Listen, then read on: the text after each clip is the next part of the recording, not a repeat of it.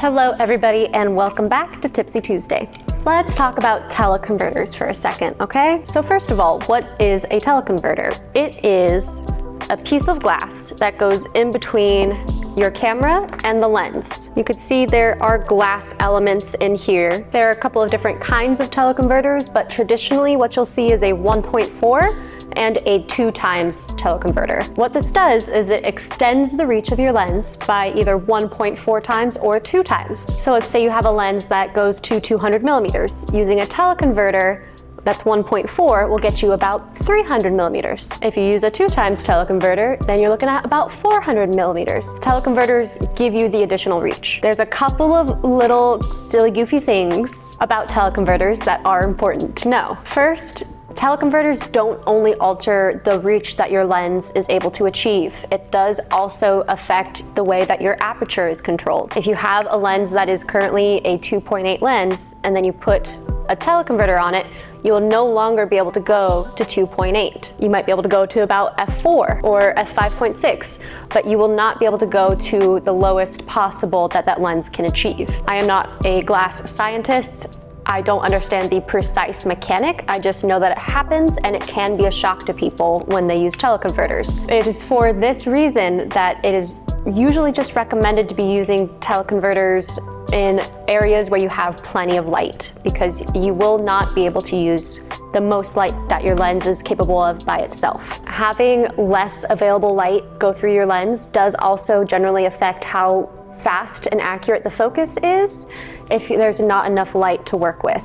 So that's just kind of a little thing you got to get used to. Another thing is that teleconverters are incredibly specific on what lenses they will work with. Because of the design of a teleconverter, a lens has to have enough clearance for this bit of the teleconverter to not hit any elements on the back of this lens. So I'm going to give you an example of a lens that is not compatible with teleconverters, because if you look up close, this is the lens mount and the rear element of the lens is almost touching where the lens mount is. There's not enough room on the rear element of this lens for a teleconverter to fit. This lens is kind of fun because right now there is not enough room for a teleconverter.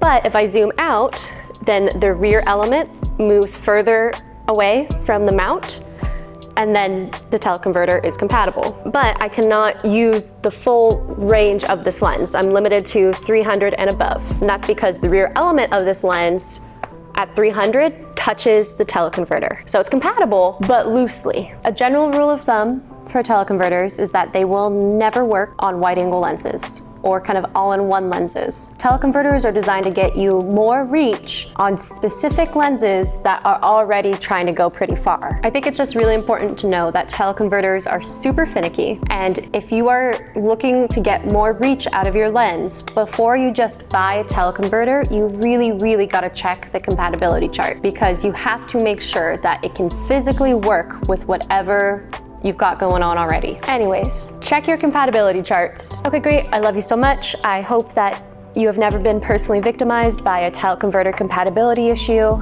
and we'll see you next week.